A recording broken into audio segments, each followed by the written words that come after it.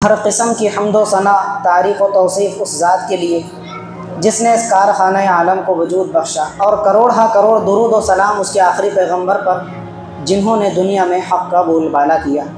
क़ुरबानी के अय्याम करीब आते जा रहे हैं, बल्कि बमुश्किल 2 हफ़्ते क़ुरबानी के लिए टोटल बाकी रह गए हैं। अय्याम क़ुरबानी जो जो करीब आते जाते हैं, हज़रत सैयदुना इब्राहीम अलैहिस्सलातु वस्सलाम की यादगार सुन्नत और यादगार वाक़या मुसलमानों के दिलों में ज़िंदा व जावेद और उसके नक़ूश ताज़ा होते जाते हैं। क़ुरबानी जो आजकल मुसलमानों में राइज है, ये दर हकीकत दुनिया की एक अज़ीम तरीन हस्ती बड़े जलीलुल क़द्र पैगम्बर की यादगार है, जिन्हें दुनिया हज़रत इब्राहीम अलैहिस्सलाम के नाम से जानती है। हज़रत सैयदुना इब्राहीम अलैहिस्सलाम की ज़ात गिरामी खुदा ताला की नज़र के अंदर भी बड़ी जलीलुल क़द्र, काबिल मर्तबत और बड़ी ऊँची शान वाली हस्ती है। बल्कि उम्मत के मुफस्सिरीन और मुहद्दिसीन फरमाते हैं कि 1.25 लाख अंबिया अलैहिमुस्सलाम में 5 नबी ऐसे गुज़रे हैं जो उलुल अज़्म पैगम्बर कहलाते हैं। उलुल अज़्म मिनर रसूल जिनको कहा गया है कुरान मजीद के अंदर। तो ये जो 5 जलीलुल क़द्र और बड़े पैगम्बर माने जाते हैं, उनमें एक हज़रत इब्राहीम अलैहिस्सलाम की ज़ात गिरामी है। पहले तो हज़रत नूह अलैहिस्सलाम, हज़रत मूसा अलैहिस्सलाम, हज़रत ईसा, हमारे हुज़ूर सरवर कायनात सल्लल्लाहु अलैहि वसल्लम 4 और 5वें हज़रत इब्राहीम अलैहिस्सलातु वस्सलाम की ज़ात गिरामी है। तो क़ुरबानी हज़रत इब्राहीम अलैहिस्सलातु वस्सलाम की ज़ात गिरामी के साथ जुड़ी हुई है और उनकी यादगार के तौर पर मनाई जाती है। हज़रत इब्राहीम अलैहिस्सलाम का ज़माना आज से लगभग 4,25,000 बरस पहले का ज़माना है। अगर आप मालूम करें कि हज़रत इब्राहीम किस दौर के अंदर पैदा हुए, तो हज़रत ईसा अलैहिस्सलाम के दुनिया में तशरीफ़ लाने से तकरीबन 2200 बरस पहले, तो वो 2200 साल, और हज़रत ईसा को दुनिया से रुखसत हुए तकरीबन 2000 साल का अरसा बीत चुका, बल्कि हम 2025 में रह रहे हैं।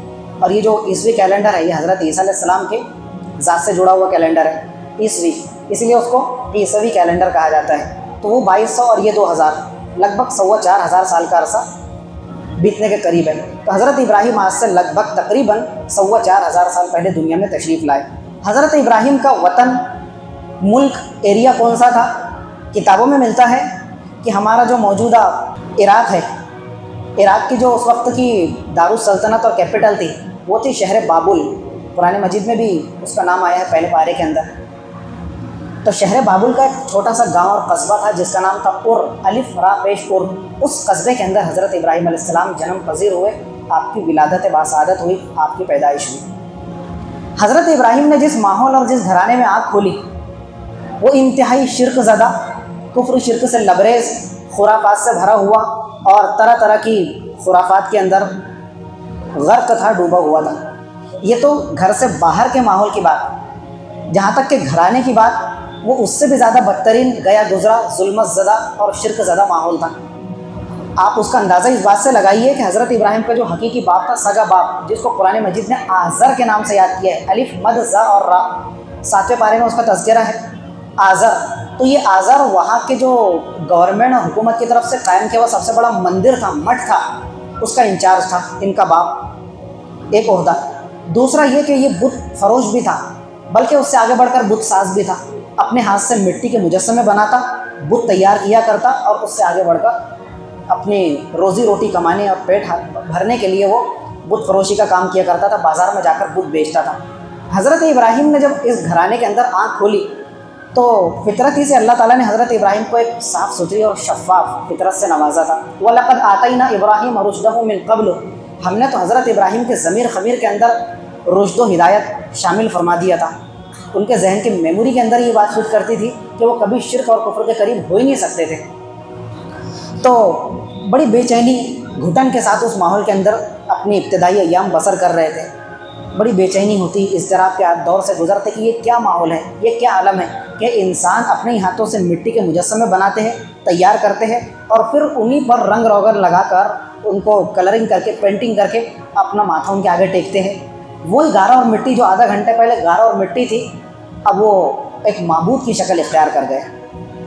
और हर शहर का, हर देहात का, हर करिया और कस्बे का अलग अलग खुदा था। तो बचपन के अंदर बड़ी कुरान का शिकार रहते, इज़्तिराब, गम और बेचैनी में मुब्तला रहते, लेकिन अपनी ज़बान से कुछ कह नहीं सकते थे। और अल्लाह ताला ने जब आपको नबूवत से सरफराज फरमाया, हज़रत इब्राहीम के सर पर नबूवत का ताज सजाया, तो फिर नबी तो किसी के आगे बात कहने में झिझक महसूस नहीं करता, वो बेबाक होता है।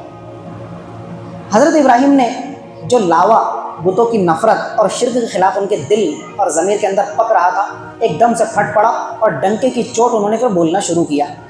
और हज़रत इब्राहीम ने जब अपनी दावत तौहीद पेश करने का आगाज़ किया, कदम उठाया, तो नबी का एक ख़ासा वतीरा और स्पेशलिटी ये होती है कि वो दिया तले अंधेरे वाला उनका काम नहीं होता। ख़ुद मियाँ फजीहत दिगरारा नसीहत, ख़ुद तो पीरे हैं शराब और दूसरों को नशीली चीज़ों से भी मना कर रहे हैं। ख़ुद का बेटा आवारा गर्दी के अंदर मुब्तला है और चले दूसरों को तहज्जुद गुज़ार बनाने की तलकीन करने के लिए। नबियों का ये वतीरा नहीं होता, बल्कि वो अपनी दावत का आगाज़, तलकीनात का आगाज़ अपने घराने से करते हैं। और हमारे हुजूर को भी अल्लाह ताला ने यही तलकीन फरमाई, व अंज़िर आशिरतकल अक़रबीन, कि आप पहले अपने घराने वालों को खुदा के अज़ाब से आगाह कीजिए, डराइए। ये मानेंगे तो फिर इनसे मुतासिर होकर घर के बाहर का माहौल मुतासिर होगा, वरना खुद दिया तले अंधेरा है तो दीगर लोग क्या रोशनी हासिल करेंगे। सबसे पहले जो फोकस किया हज़रत इब्राहीम ने, घर का माहौल बिगड़ा हुआ था, शिर्क ज़दा माहौल था, और उसका मेन सरगना कौन था? इनका सगा बाप आज़र, बुत साज भी है, बुत क्रिएट करने वाला, और बुत फरोश भी है, बाज़ार के अंदर बुत बेचकर लोगों को उसकी बुत परस्ती की दावत देने वाला।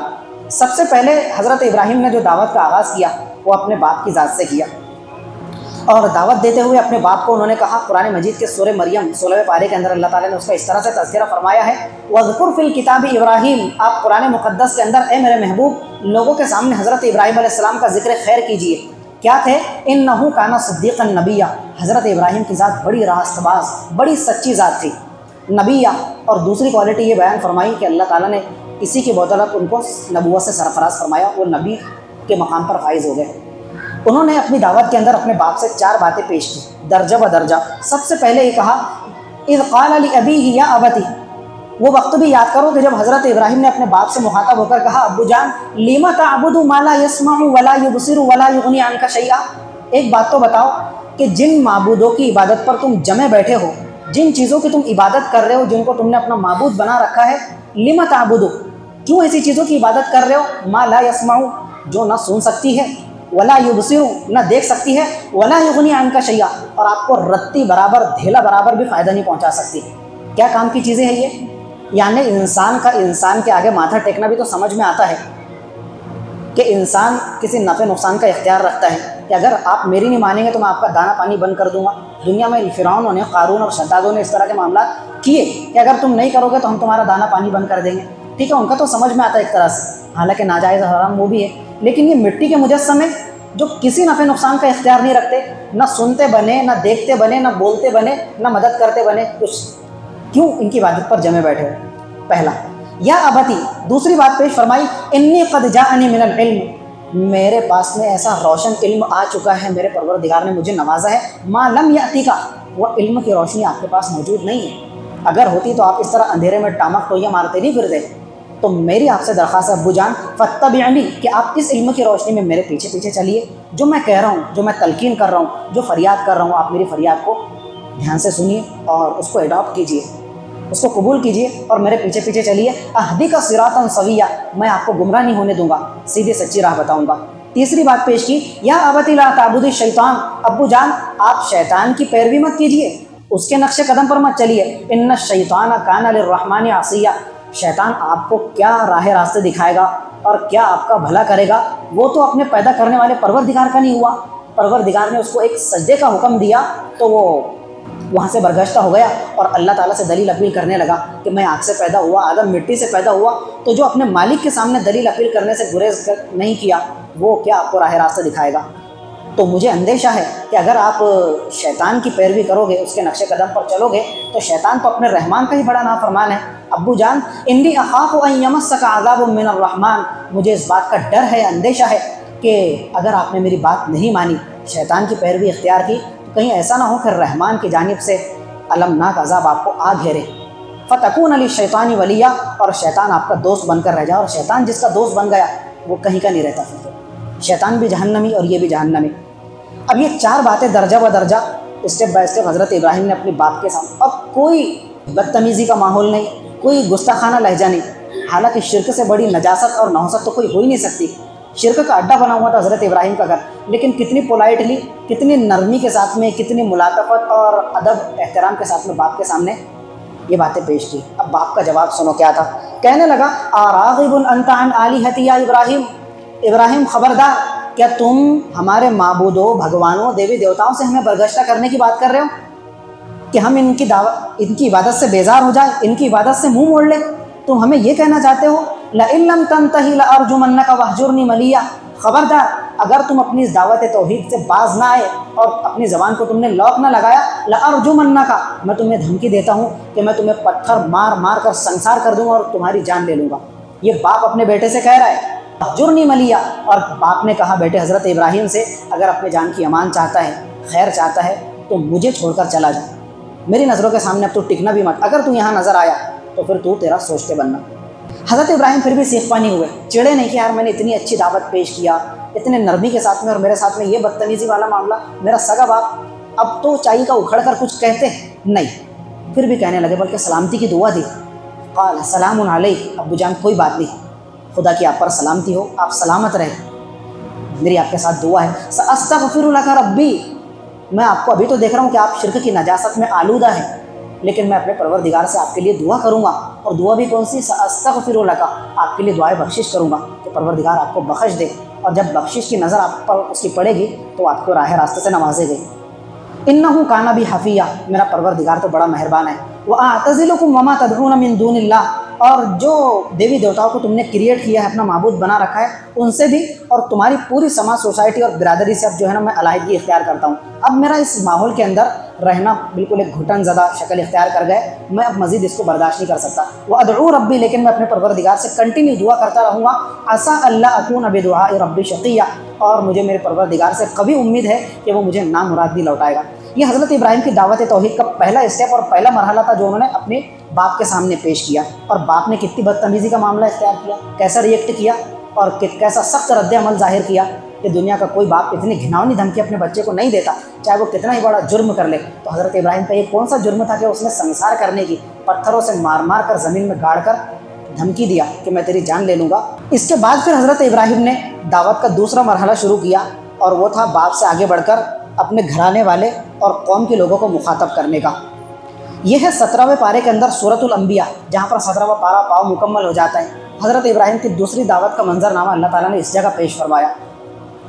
चूँकि कुर्बानी हज़रत इब्राहिम की यादगार है, कुर्बानी के अय्याम करीब आ रहे हैं, तो इस जलीलुल क़द्र हस्ती के सीरत के चंद गोशे भी तो हमारे सामने आना चाहिए, वरना साल भर तो हम इधर उधर की बातें बहुत सुनते रहते हैं, ना पढ़ने की तौफीक हो, ना पढ़ाने की तौफीक हो, ना सुनने की तौफीक हो, ना सुनाने की तौफीक हो।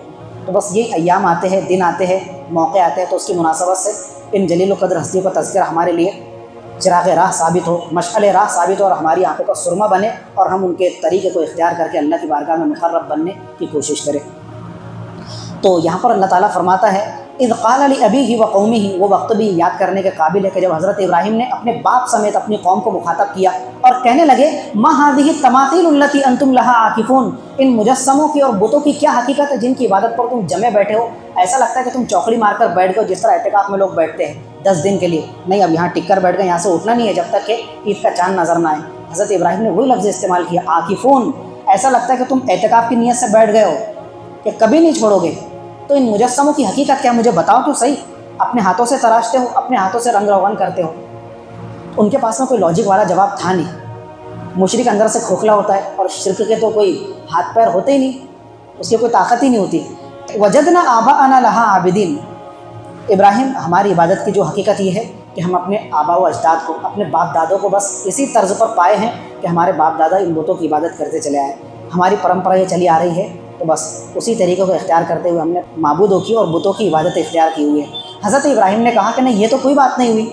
लक़द कुंतुम अंतुम व आबाउकुम फ़ी ज़लालिम मुबीन, तुम भी और तुम्हारे आबा व अजदाद भी, मेरी बात का बुरा मत मानना। हज़रत इब्राहिम ने ये मामला इख्तियार किया होगा उस वक्त जो हम कहते हैं वो बुरा मत मानना मेरी बात का, इसलिए कि डंके की चोट बोल रहे थे। इंसान अपनी तो सुन लेता है, लेकिन जहाँ अपने बाप दादा और परंपरा का मामला है तो वहाँ पर फ़ौरन इंसान की नाक जो है नींबू नहीं ठहरने देता उस पर, तो वहाँ पर इंसान की अनानियत जाग जाती है। तो हज़रत इब्राहिम ने कहा कि तुम भी और तुम्हारे आबा व अजदाद भी, जिनके तुम दुहाई दे रहे हो, सब के सब खुली गुमराही में मुब्तला, तुम भी और तुम्हारे आबा व अजदाद भी।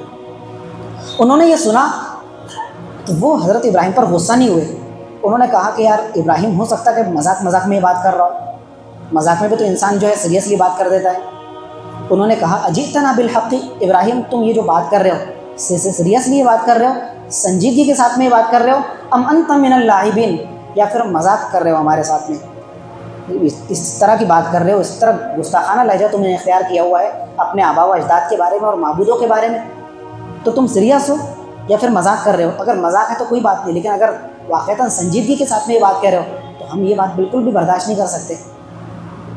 हज़रत इब्राहिम ने कहा, बर रब्बुकुम रब्बुस समावाति वल अर्ज़िल लज़ी फ़तरहुन, मैं क्यों मजाक का मामला इख्तियार करूँ, मैं बिल्कुल सीरियसली कह रहा हूँ कि तुम्हारा परवरदिगार वो परवरदिगार है जो ज़मीन व आसमान का परवरदिगार पालनहार है, अल्लज़ी फ़तरहुन्ना, जिसने ज़मीन व आसमान को वजूद बख्शा, व अना अला ज़ालिकुम मिनश शाहिदीन, और मैं इस बात पर ख़ुद भी गवाह हूँ सबसे पहले, व तल्लाहि लअकीदन्ना अस्नामकुम बअदा अन तुवल्लू मुदबिरीन। और हज़रत इब्राहिम ने कहा कि जितने तुम्हारे देवी देवता माबूद और भगवान यहाँ पर खड़े हुए हैं, लेटे हुए, बैठे हुए, रखे हुए हैं, जब तुम यहाँ पर मौजूद नहीं होगे तो तुम्हारी गैर मौजूदगी में, गैर हाज़िरी के अंदर मैं तुम्हारे माबूदों के साथ में ज़रूर कोई ना कोई चाल चलूँगा।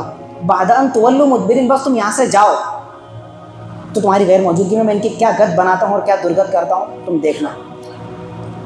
रिवायतों के अंदर आता है कि जिस तरह हमारे साल भर के अंदर 2 ईदें आती हैं, ईद बकर ईद, जश्न मनाते हैं मुसलमान, ईदगाह का रुख इख्तियार करते हैं और पूरे शहर का मजमा ईदगाह के अंदर उमट पड़ता है, उलट पड़ता है, तो एक बावक़ार शान व शौकत की कैफियत पैदा हो जाती है ईद के दिन। तो हज़रत इब्राहीम जिस ज़माने के अंदर ज़िंदगी के अयाम गुजार रहे थे, उस ज़माने के अंदर उनके शहर के करीब यह शहर में मेला लगा करता था, साल में एक मरतबा आया करता था, तो बड़े तुमतराक के साथ में उस मेले के लिए रवां दवां थे, क्या बूढ़े, क्या जवान, क्या बच्चे, क्या ख़वातीन, क्या लेडीज़, सब के सब। तो एक शख्स हज़रत इब्राहीम के पास आया और कहने लगा, इब्राहीम चलो मेला आया है, जतरा सजी है, चलो ना ज़रा इंजॉय करते हैं, लुत्फ़ लेते हैं, मज़े। हज़रत इब्राहीम तो पहले से उस माहौल से कोफ्त महसूस करते थे, शिर्क ज़दा माहौल से, वो क्या उस मेले के अंदर जाएंगे और शिरक भरे बाज़ार के अंदर शमूलियत इख्तियार करेंगे, शिरकत करेंगे। हज़रत इब्राहीम ने ऐसा आसमान की तरफ देखा, ये 23 पारे के अंदर अब है सूरह साफ़ात में, फ़नज़रा नज़रतन फ़िल नुजूम। तो उस ज़माने के अंदर जो काहिन और नजूमी लोग हुआ करते थे, सितारे देखकर किस्मत बताया करते थे, माहौल बताया करते थे, तो हज़रत इब्राहीम ने वही उनका तरीका इख्तियार किया।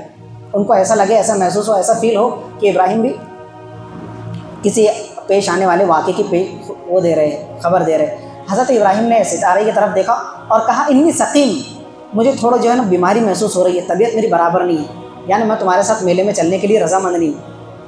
हज़रत इब्राहीम जो बीमारी का इजहार कर रहे थे वो थी उनकी कुफ्र और शिरक की बीमारी। कुफ्र और शिरक से बड़ी बीमारी तो कोई हो ही नहीं सकती दुनिया के अंदर। जिस बीमारी में तुम मुलविस और मुब्तला हो, मेरा दिल उस बीमारी से सख्त बीमार है, मैं मरीज़ हूँ, इन्नी सकीम। तो कहा कि मैं मेले में चलने से माजरत खाऊँ, मैं नहीं चल सकता। कहा ठीक है, हम आते हैं, तुम रुको। और पूरी बस्ती जो है मेले के अंदर उलट पड़ी, वहाँ सब शरीक हो गए। हज़रत इब्राहीम को मौका चाहिए था।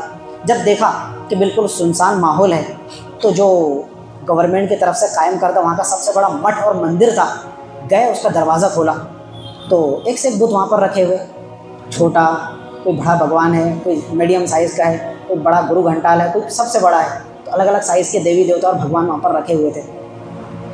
अरबी अव्वल के अंदर हमने अक्ल कुआं में एक किताब पढ़ी है, क़ससुन नबिय्यीन, नबियों के वाक़यात, मौलाना अली मियां नदवी रहमतुल्लाह अलैह की किताब है, 5 जिल्दों के अंदर लिखी हुई। उन्होंने उसके अंदर लिखा है, हज़रत इब्राहीम अलैहिस्सलाम ने अपने हाथ में उस वक्त कुल्हाड़ी संभाली हुई थी, कुल्हाड़ी लेकर गए, खाली हाथ नहीं गए, और बुत कदे में उस बुत खाने में दाखिल हुए और दाएं तरफ से जो तोड़ना शुरू किया बुतों को, किसका हाथ तोड़कर रख दिया, किसका पैर, तो किसका धड़, तो किसका सर, और सबका तिया पाँचा कर दिया, सबको ज़ेर व ज़बर तहस नहस करके रख दिया। ये आगे आयत है, फ़जअलहुम जुज़ाज़न इल्ला कबीरन लहुम लअल्लहुम इलैहि यरजिऊन।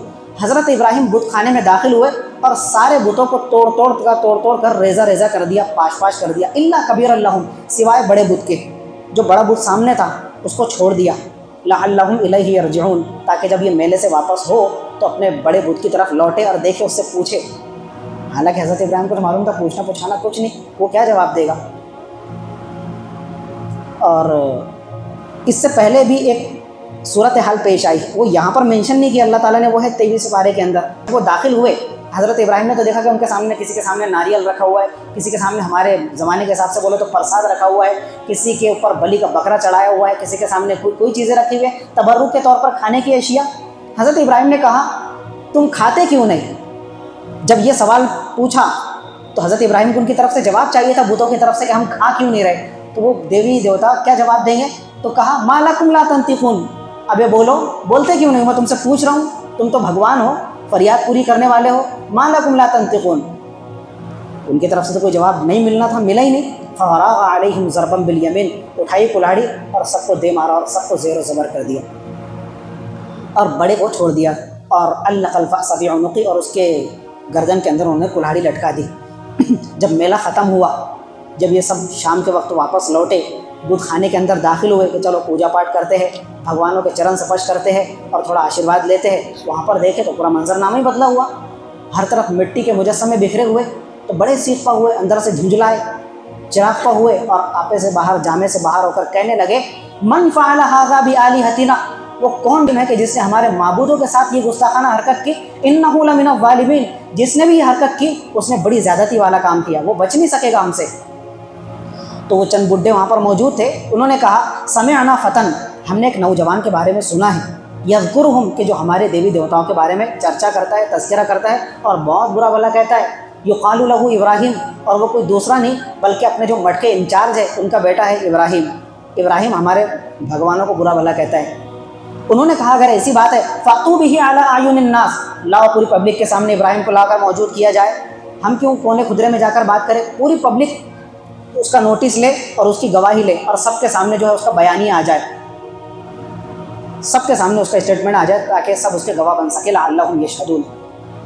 हज़रत इब्राहीम को लाया गया, किस कदर गुस्ताखी के साथ में पकड़ धकड़ कर लाया गया होगा, हम सिर्फ उसका इमेजिन कर सकते हैं, तसव्वुर ही कर सकते हैं।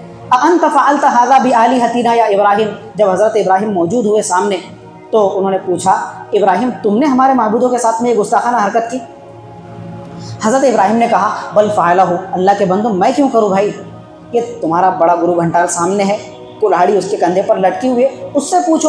अलूहुम इन कानू यंतिकून, अगर इनके अंदर कुव्वत गोयाई हो, ये बोल सकते हो, इनसे पूछो, मुझसे क्यों पूछ रहे हो, मुझे क्यों पकड़ कर लाए, मेरा क्या कसूर है, तुमने मुझे देखा है, तुम सब मेले में गए हुए थे, मैं अपने घर पे था, इनसे पूछो। फ़रजाऊ इला अनफुसिहिम, वो इतने शर्मिंदा हुए हज़रत इब्राहीम का ये जुमला सुनकर कि उनकी गर्दनें झुक गई और अपने आप से जो है ना अंदर ही अंदर वो झुंझलाने लगे कि यार तुम तो ऐसी शिर्क की नौसत के अंदर पड़े हुए हो कि इन देवी देवताओं की तुम पूजा पाठ कर रहे हो, और ये ऐसे भी देवी देवता इतने आजिज़ और बेहैसियत है कि अपना दिफा खुद नहीं कर सकते, अपना प्रोटेक्शन खुद नहीं कर सकते, और अब बेहैसियत बने हुए मिट्टी के कंकरों और ज़र्रात की शक्ल में तुम्हारे सामने पड़े हुए। उनसे कोई जवाब नहीं बन पड़ा और अपने आप से कहने लगे, इन्नकुम अंतुम ज़ालिमून, ज़्यादती तो तुम अपनी तरफ से कर रहे हो, ज़्यादती तुम्हारी तरफ से हुई है। सुम्मा नुकिसु अला रुऊसिहिम, वो शर्मिंदा होकर शर्मिंदगी के मारे अपने सर झुका लिए और कहने लगे हज़रत इब्राहीम से, आँख में आँख मिलाने की हिम्मत भी नहीं हुई, बल्कि ऐसे गर्दन झुका झुका कर कहने लगे, लक़द अलिमत मा हाउलाई यंतिकून, इब्राहीम तुमको तो मालूम है ये बोल नहीं सकते, हम इनसे क्या पूछें, ये तो बात ही नहीं कर सकते। हज़रत इब्राहीम को ये मौका चाहिए था। हज़रत इब्राहीम ने देखा कि लोहा गर्म है, हथौड़ा मारो। कहने लगे, अफ़तअबुदून मिन दूनिल्लाहि मा ला यनफ़उकुम शयअन वला यज़ुर्रुकुम, अकल तुम्हारी घास चरने गई है, तुमको क्या हो गया कि तुम खुद कह रहे हो कि ये किसी नफ़ा नुकसान का इख्तियार नहीं रखते, ये बोल भी नहीं सकते, इन पर कोई हमला आवर हो तो ये अपना प्रोटेक्शन नहीं कर सकते, अपनी ज़ात का तहफ़्फ़ुज़ और दिफा नहीं कर सकते, और तुम कह रहे हो ये बोल नहीं सकते। तुम क्या क्या क्या खाते हो यार, तुम्हारी अकल कहाँ गई। हज़रत इब्राहीम बड़े सीखा हुए उस वक्त और कहने लगे, उफ़्फ़िल लकुम वलिमा ताबुदून मिन दूनिल्लाह, तुफ़ है तुम पर भी और तुम्हारे इन देवी देवताओं पर भी। ये देवी देवता तो बेचारे, ये तो मिट्टी के मुजस्समे, इनका कोई कसूर नहीं है, कसूर तो तुम्हारा है कि तुमने अपनी तरफ से मिट्टी के मुजस्समे बनाए, उस पर रंग रोगन किया और अगले लम्हे वो तुम्हारे माबूद करार पाए, तुमने उनको अपना भगवान करार दे लिया, अपने नफ़े नुकसान का मालिक करार दे लिया। अफला ताक़िलून, अब तो ज़रा होश के नाखुन लो, अब तो ज़रा अकल पकड़ो। मेरी इस दावत के बाद वो उस मौके पर बड़े सीखा हुए, अब कहने लगे, इब्राहीम हमारे सब्र का पैमाना लबरेज़ हो रहा है, तुम कुछ ज़्यादा ही बोल रहे हो। तो वो जो सटियाए हुए पागल बुढ़े थे वो कहने लगे, हर्रिक़ूहु वंसुरू आलिहतकुम इन कुंतुम फ़ाइलीन। अब इब्राहीम की बात, एक बात भी मज़ीद हमें गवारा नहीं है, अब हम कुछ सुनना नहीं चाहते। अगर तुमको अपने माबूदों को बचाना है, अपने माबूदों को बचाना है, अपनी परंपरा को महफूज रखना है, तो बस उसका एक ही तरीका है, हर्रिक़ूहु, इब्राहीम को आग के हवाले कर दो, इसको ज़िंदा जलाकर राख कर दो। फैसला भी ले लिया। इतनी बड़ी जब गुस्ताखी का मामला पेश आया तो शुदा ये बात पहुंची बादशाह वक्त तक, और बादशाह वक्त था उस वक्त का खबीस तरीन इंसान, बल्कि इस दुनिया का खबीस तरीन इंसान, जिसको नमरूद कहा जाता है। नमरूद ये उसका लक़ब था, असल नाम कुछ और ही था उसका। तो नमरूद बिन कनान इब्न कोश ये उसका सिलसिला नसब है, और इसके बारे में आता है कि इसका बाप नहीं था, ये बेअसल और बद नस्ल था, DNA महफूज नहीं था इसका। तो जब उसके दरबार में ये खबर पहुंची कि हमारी पब्लिक और रियाया के अंदर एक बागी किस्म का नौजवान सर उभार रहा है और वो लोगों को बरगश्ता कर रहा है, देवी देवताओं को बुरा भला नहीं कहता, बल्कि बात आगे बढ़ चुकी है कि वो हमारे सनम कदे में और बुतखाने में दाखिल हुआ और हमारे माबूदों के साथ में ये गुस्ताखाना हरकत की। उस मौके पर कहत साली छाई हुई थी, बड़ी किल्लत का दौरा चल रहा था और उसने ये किया कि जो पूरी सल्तनत के अंदर होने वाला पीक था, फसल की पैदावार थी, नमरूद ने अपने ख़जाने के अंदर उसको शामिल कर लिया और पूरे गोदाम भर लिए और मुनादी करा दी, ढूंढी करा दी कि जिस किसी को भी अनाज की किल्लत महसूस हो, अनाज की ज़रूरत हो, अनाज चाहिए हो, तो वो दरबार में आए, आदाब शाही बजा लाए और अनाज लेकर जाए, अपनी ज़रूरत पूरी करे। हज़रत इब्राहिम भी थे इंसान, अल्लाह ताला ने दुनिया को असबाब के साथ में जोड़ा है। इंसान हवा की तरफ तो मुँह कर नहीं खड़ा हो जाएगा पेट भरने के लिए। हज़रत इब्राहिम ने भी 2 थैले उठाए और बेगम साहिबा के कहने पर बादशाह सलामत के दरबार का रुख इख्तियार किया। आदाब शाही के मुवाफिक हज़रत इब्राहिम बिल्कुल सीधे सीने के साथ सीना तान कर दरबार में दाखिल हुए। आदाब शाही ये थी कि आदाब शाही के मुवाफिक नमरूद को सजदा किया जाए, सलाम ताज़ीम किया जाए और उसके बाद में जो है बादशाह सलामत के सामने अपनी फ़रियाद पेश की जाए। हज़रत इब्राहिम ने आदाब शाही का लिहाज न करते हुए सीधे सीना तान कर बादशाह सलामत के सामने नमरूद के आगे खड़े हो गए। वज़ीरों ने कहा, ये क्या गुस्ताखाना है? वो भी झुंझलाया, तुमको मालूम नहीं, आदाब शाही का ख्याल नहीं है, यहाँ के रूल उसूल और आदाब का तुम्हें लिहाज नहीं है? कहा कि क्या तुम्हारे आदाब है? कहा कि यहाँ पर बादशाह सलामत को सजदा करना पड़ता है, उसके बाद फिर दरबार के अंदर एंट्री मिलती है और अनाज मिलने मिलाने का तो सवाल ही पैदा नहीं होता। तो कहा कि नहीं, सजदा तो सिर्फ एक ही ज़ात को जायज़ है, उसके अलावा तो किसी को नहीं। तो बादशाह ने कहा, क्या अला का रब्बुन गैरी, मेरे अलावा भी तेरा कोई परवरदिगार है, मेरे अलावा भी तेरा कोई रब है? तो उसने हज़रत इब्राहिम को अनाज देने से इनकार कर दिया और कहा कि नहीं, तुम्हारे लिए कोई अनाज नहीं है। हज़रत इब्राहिम ने दोनों थैले उठाए, कई दिनों से फाका था, उसके अंदर मिट्टी भरी बेगम साहिबा को दिलासा देने के लिए और मिट्टी भरकर जो है ना दोनों बोरे घर पर लेकर गए। थके हारे थे, लेट गए और लेटते ही आँख लग गई। जब बेदार हुए, आँख खुली तो रोटी की खुशबू आई पकने की। हज़रत इब्राहिम बड़े हैरान, कहा कि अनाज का तो एक दाना भी नहीं था, तो ये खुशबू कहाँ से आ रही है? गए चूल्हे के पास जाकर देखा तो बेगम साहिबा ताज़ा रोटी तैयार कर रही, आटा गूंदा हुआ है। कहा कि आटा कहाँ से आया? कहा कि मेरे ताजदार, आप तो खुद आटा लेकर आए थे, दोनों बोरियां भरकर। हज़रत इब्राहिम समझ गए कि जिस परवरदिगार ने मुझे वहाँ पर ज़लील और रुस्वा नहीं होने दिया और जिसके हक़ और सदाकत का डंका मैंने बादशाह के सामने बजाया, वही परवरदिगार ने मिट्टी के ढेर को अनाज में तब्दील कर दिया। हज़रत इब्राहिम जो मिट्टी की बोरियां भरकर लाए थे वो काहे में तब्दील हो गई? अनाज में, गेहूँ चावल के अंदर तब्दील हो गई। तो जो अल्लाह का हो जाता है फिर अल्लाह ताला उसका हो जाता है। उसके बाद फिर बादशाह वक्त नमरूद ने हज़रत इब्राहिम को दोबारा दरबार के अंदर तलब किया और कहा कि तुम जिस परवरदिगार की बात करते हो उस परवरदिगार की क्वालिटी क्या है? तुम देखते हो कि कुव्वत हाकिमा का, कुव्वत नाफिज़ा का मैं मालिक हूँ, इराक़ पर मेरी सल्तनत है। और उलमा किराम ने लिखा इस मौके पर, यह बात भी आपके लिए काबिल लिहाज होना चाहिए, बल्कि जनरल नॉलेज के लिहाज से आपके इल्म में ये बात इजाफा करती जाएगी कि 4 लोग इस दुनिया के अंदर ऐसे गुजरे हैं जिन्होंने पूरी दुनिया पर हुक्मरानी की है, यानी उसकी सल्तनत का फरीरा पूरी दुनिया पर लहराया। 4 लोग टोटल ऐसे हुए, 4 के अलावा 5वां कोई नहीं। तो उसमें 2 काफिर थे और 2 मोमिन थे। 2 मोमिन कौन थे? एक तो हज़रत सुलेमान अलैहिस्सलाम, जिनको अल्लाह ताला ने ऐसी सल्तनत से नवाजा था कि उनसे पहले किसी को नहीं मिली और क़यामत तक उसके बाद किसी को नहीं मिलेगी, उनकी दुआ थी ये। और दूसरे मोमिन कौन थे? हज़रत ज़ुल्क़रनैन, जिनका तज़किरा 16वें पारे के अंदर सूरह कहफ़ के आखिर में आता है। और 2 काफिर बादशाह कौन से थे जिन्होंने पूरी दुनिया पर हुक्मरानी की? एक तो ये खबीस था नमरूद और दूसरा था बुख्त नसर, ये भी बनी इसराइल के टाइम था, बहुत पुराना बुख्त नसर। तो ये 2 काफिर। और ये नमरूद वो था कि जिसने सबसे पहले ताज शाही अपने सर पर सजाया। कि जो बादशाह अपने सर पर ताज पहनते हैं तो उसकी बुनियाद डालने वाला कौन है? नमरूद। नमरूद से पहले कोई बादशाह ऐसा नहीं कि जिसने अपने सर पर ताज सजाया बादशाह वाला, उसने सबसे पहले इसकी दाग बेल डाला और उसके बाद से बादशाहों ने अपने सर पर ताज सजाने का सिलसिला शुरू किया। तो सैकड़ों बरस इसकी हुकूमत। हज़रत इब्राहिम से जब उसने सवाल किया भरे दरबार के अंदर कि तुम्हारे परवरदिगार की क्वालिटी क्या है, मुझे भी तो हर चीज़ हासिल है। अलम तरा इलल्लज़ी हाज्जा इब्राहीम फ़ी रब्बिही अन आताहुल्लाहुल मुल्क, कि आपने उस शख्स को देखा, उसके बारे में तज़किरा सुना कि जिसको अल्लाह ताला ने सल्तनत से नवाजा था, और वो अल्लाह जिसने उसको सल्तनत से नवाजा था वही परवरदिगार के बारे में हज़रत इब्राहिम से झगड़ने लगा। इज़ क़ाला इब्राहीम रब्बियल्लज़ी युही व युमीत, जब उसने पूछा कि तुम्हारे परवरदिगार की खासियत क्या है, तो हज़रत इब्राहिम ने कहा कि मेरा परवरदिगार वो है युही व युमीत, जो मौत व हयात का मालिक है, जो ज़िंदगी भी बख्शता है और मौत की नींद भी सुलाता है। तो कहने लगा ये सिर्फ तुम्हारे परवरदिगार की खासियत नहीं, ये तो मैं भी कर सकता हूँ। अना उही व उम्मीद, मैं भी मौत व हयात का मालिक हूँ। ये नमरूद हज़रत इब्राहिम से कह रहा है कि मैं भी ज़िंदा कर सकता हूँ और मैं भी मौत की नींद सुला सकता हूँ। उसके बाद उसने ये किया कि सामने था जेल, काल कोठरी, कैद खाना, वहाँ से 2 मुजरिमों को बुलाया। तो एक वाक़तन कसूरवार था जो मुजरिम था, और एक बेचारा बेकसूर था, बेगुनाह था मुजरिम के नाम पर। तो जो बेकसूर था, बेगुनाह था, जल्लाद को हुक्म दिया कि इसकी गर्दन मारी जाए। फ़ौरन उसकी गर्दन मारी गई और वो खाको खून में तड़पता हुआ ढेर हो गया। और जो वाक़तन मुजरिम था, कसूरवार था, उसको चलता कर दिया, कहा चल तेरी जान बख्शिए, चला जा। हज़रत इब्राहिम से कहा देखो मैं हुआ ना मौत व हयात का मालिक, इसको ज़िंदगी से सरफराज कर दिया, चलता कर दिया, जान बख्शी कर दिया और इसको मौत की नींद सुला दिया। हज़रत इब्राहिम ने कहा भाई कितना बेवकूफ़ इंसान है, ये बादशाह वक्त है, इसकी तो अकल घुटनों में है यार। मैं मौत व हयात की डेफिनेशन इसके सामने बयान ये कर रहा हूँ कि अल्लाह ताला वो है जो बेजान को जान से नवाजता है। अंडा बेजान होता है, अल्लाह ताला उसके अंदर जान पैदा करता है और उससे चूँ चूँ करता हुआ चूज़ा जानदार कैफियत के साथ में बाहर आता है। और हम देखते हैं कि भी जिसने जुम्मे की नमाज़ अदा किया वो बाहर गया तो एक चलता फिरता अच्छा खासा जानदार इंसान, तो अल्लाह ताला उस पर मौत तारी कर देता है, मौत की नींद सुला देता है। हज़रत इब्राहिम के कहने का अर्थ और मतलब तो ये था, और ये बेवकूफ़ तो कुछ और ही समझ बैठा। हज़रत इब्राहिम ने कहा कि नहीं, इससे कोई दलील अपील करने की नहीं।